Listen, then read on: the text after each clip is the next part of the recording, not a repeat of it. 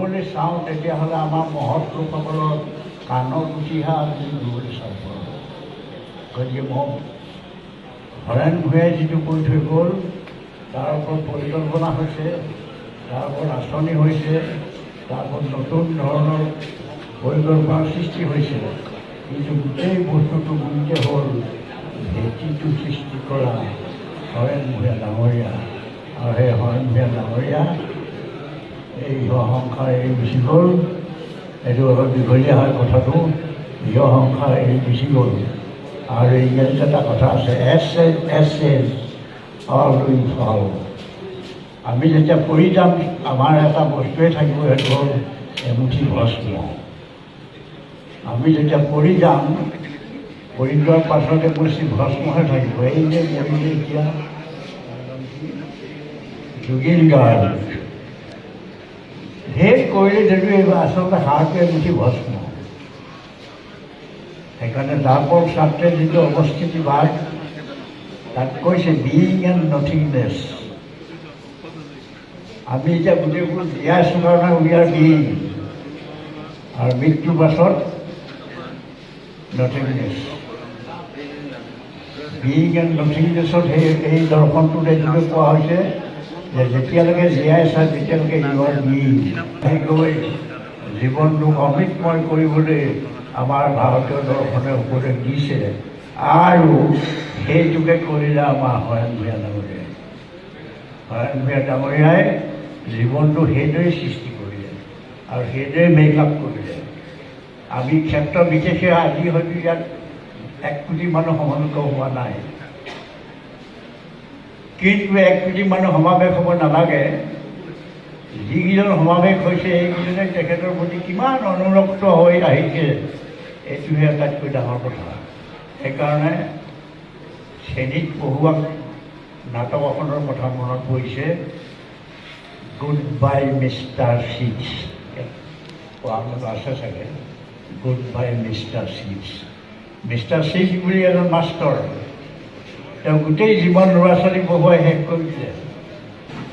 মৰিবৰ সময়ত যেতিয়া তেওঁ পঢ়িলে, তেওঁৰ লগৰ কেইজনমান মানুহ আহি কৈছে, মানুহজনৰ ল'ৰা ছোৱালী এটা থকাহেঁতেনে। তেতিয়া চিপছে শুনি ক'লে যে ন', অল ইউনিভাৰ্ছ, যে নালাগে ল'ৰা ছোৱালী নালাগে, যিমান ল'ৰা ছোৱালী আছে পৃথিৱীত গোটেই ল'ৰা ছোৱালীবোৰ মোৰ। হৰেণ ভূঞাৰ আদৰ্শ সেইটোৱে। হৰেণ ভূঞাৰ গোটেই ল'ৰা ছোৱালীবোৰ যিমান ল'ৰা ছোৱালী পঢ়ুৱাই গ'ল, সমস্ত ল'ৰা ছোৱালী তেওঁৰ সন্তান, তেওঁৰ সন্ততি, আৰু এইটো আদৰ্শৰ সৈতে তেওঁ আগবাঢ়ি গ'ল। আৰু এজন শিক্ষক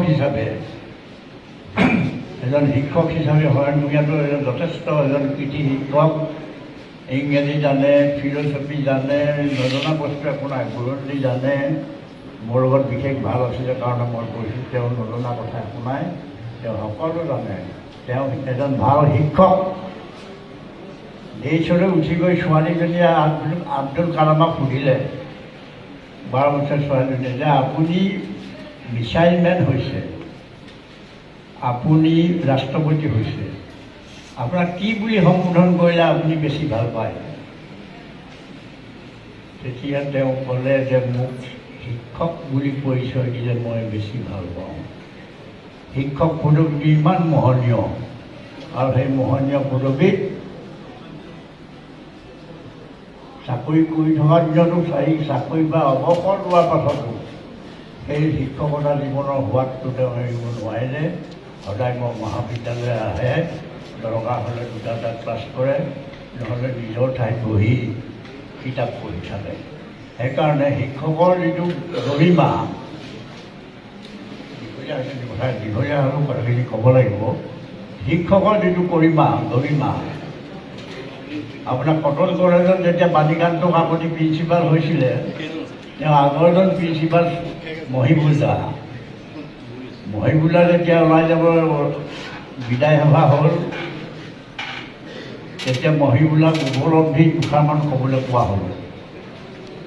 তেতিয়া মহিবুল্লাই ক'লে যে মোৰ উপলব্ধি একো নাই, মই মাত্ৰ বাণীকান্ত কাকতি ভৰিত পৰি কেইটামান পাঠ শিকিবলৈ মন থাকিল।